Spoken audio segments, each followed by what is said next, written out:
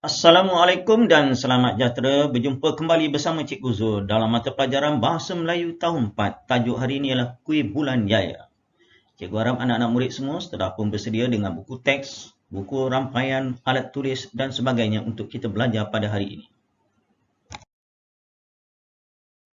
Pada hari ini, cikgu mengharapkan murid-murid dapat yang pertama, membaca cerita dengan gaya penyampaian yang sesuai. Itu yang pertama. Yang kedua, murid dapat menjawab soalan pemahaman berdasarkan petikan. Hari ini kita fokus kepada kemahiran iaitu kemahiran membaca. Lihat gambar ini. Ini menunjukkan sejenis kuih yang dinamakan kuih bulan. Kuih bulan ni sinonim dengan bangsa Cina. Orang Cina akan makan kuih bulan ni semasa mereka menyambut perayaan pertengahan musim luruh. Boleh dikatakan setiap 15 hari bulan 8 setiap tahun. Walaupun kuih ini dikaitkan dengan orang Cina, tetapi ada kuih yang telah dibuat oleh orang Melayu dan halal 100%. Jadi kita akan belajar pada hari ini berkaitan dengan kuih bulan. Fokus kemahiran pada hari ini, kalau kamu masih ingat tadi, kemahiran membaca. Untuk pengetahuan kamu dalam keadaan PKP begini, khususnya murid tahun 1 dan tahun 2 dikatakan ada masalah yang belum menguasai kemahiran membaca. Jadi cikgu mengharapkan anak-anak murid yang tahun 4 ini sudah pun menguasai kemahiran membaca dan apabila pergi ke sekolah nanti, cikgu mengharapkan apabila guru suruh membaca, kamu sudah dapat membaca dengan lancar. Mari kita baca sama-sama untuk mengetahui tentang kuih bulan.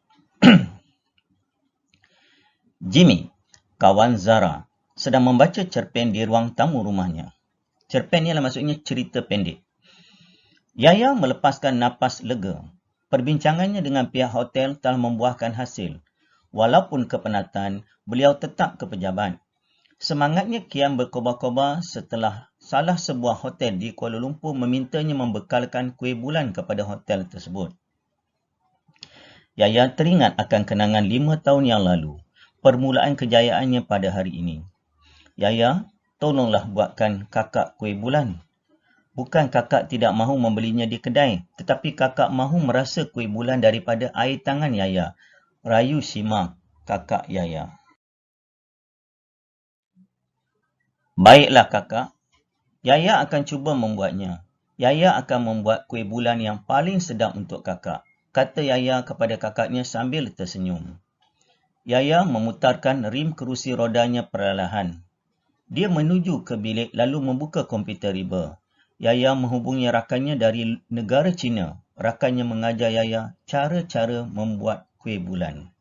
Tengok, dalam keadaan situasi sekarang, lebih mudah kita belajar melalui internet. Walaupun negara kita negara Malaysia, tapi dia dapat resipi daripada kawan daripada negara China, cara nak buat kuih bulan. Sebab ini sinonim dengan orang China, kita kena belajar daripada orang China untuk menghasilkan yang lebih baik. Contohnya, orang China mungkin boleh belajar dari kita cara buat lemang, rendang dan sebagainya. Kita berkongsi ilmu untuk kebaikan bersama. Tahniah Yaya, kuih bulan Yaya semakin diminati. Setelah membeli semua bahan yang diperlukan, Yaya mula membuat kuih bulan berpandukan resipi yang diberikan oleh rakannya itu. Setelah siap, Yaya menghidangkan kuih bulan tersebut kepada kakaknya yang sedang sarap mengandung. Wah, sedaplah kuih bulan ini. Terima kasih Yaya. Pandai Yaya membuatnya. Nanti kakak akan memuat naik gambar kuih bulan ini ke laman sosial. Kakak hendak tunjuknya kepada rakan-rakan kakak, kata Sima kepada Yaya. Pada keesokan harinya, rakan-rakan kakaknya datang ke rumah. Sekali lagi Yaya menghidangkan kuih bulan kepada tetamunya.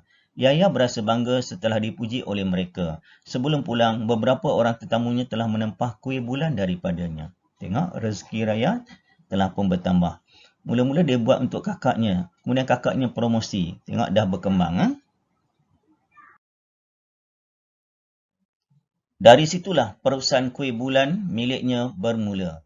Tidak lama kemudian, kuih bulan buatannya tular di media sosial. Akhirnya, perusahaannya mula berkembang dan mempunyai beberapa cawangan kedai menjual kuih bulan. Kini, kuih bulan buatan Yaya semakin popular. Kuih bulan tersebut boleh dibeli secara dalam talian di kuihmui.com.my. Nampak? Dah berkembang dalam tempoh hanya 5 tahun saja. Okey. Ada beberapa soalan yang disediakan untuk menguji kepahaman kamu berdasarkan cerpen tentang kuih bulan Yaya sebentar tadi.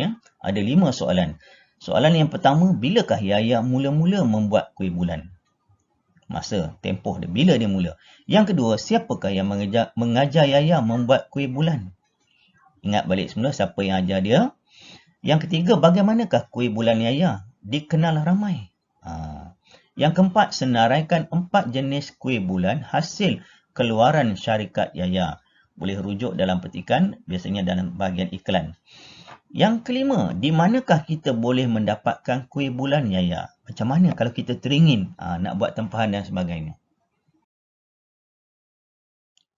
Okay, di sini cikgu sediakan jawapan sebagai panduan kepada kamu. Kalau boleh, setiap latihan yang guru beri, kamu cuba buat dulu. Lepas tu baru tengok yang akhir. Apa jawapan dia? Betul tak apa yang kamu buat dengan jawapan yang cikgu beri? Kalau murid dah tengok, kemudian baru dia buat, tu kurang baik sikit lah. Kalau boleh, setiap latihan kamu tengok dalam YouTube dan sebagainya, sampai saja latihan, kamu stop dulu. Kemudian cuba buat. Bila dia cuba buat, bandingkan jawapan kamu dengan jawapan yang diberikan. Tepat atau tidak. Kalau ada kekurangan, kita perbaiki. Yang ini sebagai panduan. Jadi cikgu bimbing kamu sikit macam mana kita nak mendapatkan jawapan. Okay, soalan tadi. Nombor 1. Jawapan dia. Yaya mula membuat kuih bulan pada 5 tahun yang lepas atas permintaan kakaknya yang mengandung ketika itu. 5 tahun yang lepas. Dia teringat itulah kali pertama dia masak kuih bulan. Untuk kakaknya yang sedang mengandung. Orang mengandung kadang-kadang dia teringin, dia panggil mengidam. Yang kedua, dia belajar daripada siapa? Kawan Yaya dari negara China yang mengajar Yaya membuat kuih bulan. Dia minta resipi. Nak masuk tepung berapa, gula berapa. Okay. Rakan dia dari negara China. Okay. Yang ketiga, kuih bulan Yaya mula dikenali ramai selepas kakaknya memuat naik gambar kuih bulan ke laman sosial dan ditempah oleh rakan-rakan kakaknya. Laman sosial ni banyak. Facebook ke Instagram dan sebagainya. Hari tu kamu dah belajar kan cara inovasi dalam pemasaran. Kita tak boleh buat cara tradisional lah. Kita guna cara moden untuk melariskan jualan. Yang keempat, berapa jenis kuih tu? Ada 4 jenis kuih. Kuih bulan Toffee Coffee, kuih bulan Oreo, kuih bulan Red Velvet, kuih bulan Pandan. Ada 4 jenis kuih bulan. Yang kelima, kita boleh membeli kuih bulan Yaya melalui belian atas talian dan juga ejen-ejen yang dilantik oleh pihak pengurusan. Jadi kalau kita teringin, kita boleh beli. Mudah saja sekarang ni, dunia di hujung jari, pastikan ada duit dalam akaun saja. Okey, itu saja latihan untuk hari ini. Sebagai rumusan dan kesimpulan apa yang kita pelajari pada hari ini berkaitan dengan kuih bulan, sebagai masyarakat negara Malaysia ni unik, dia ada pelbagai kaum. Dengan kaum yang paling ramai, orang Melayu, orang Cina, orang India, Kadazan, Iban dan sebagainya. Kita boleh menikmati makanan-makanan bagi setiap kaum. Kalau ikut tengok, roti canai, chapati itu dari kaum India. Tapi orang Melayu dah boleh makan dan sebagainya. Cuma bagi orang Islam, orang Melayu khususnya yang beragama Islam, pastikan makanan itu adalah makanan yang halal. Okay? Jadi cikgu harapkan murid-murid dapat menyelesaikan tugasan yang diberi. Okay? Jumpa lagi bersama Cikgu Zul. Bye. Assalamualaikum. Selamat sejahtera.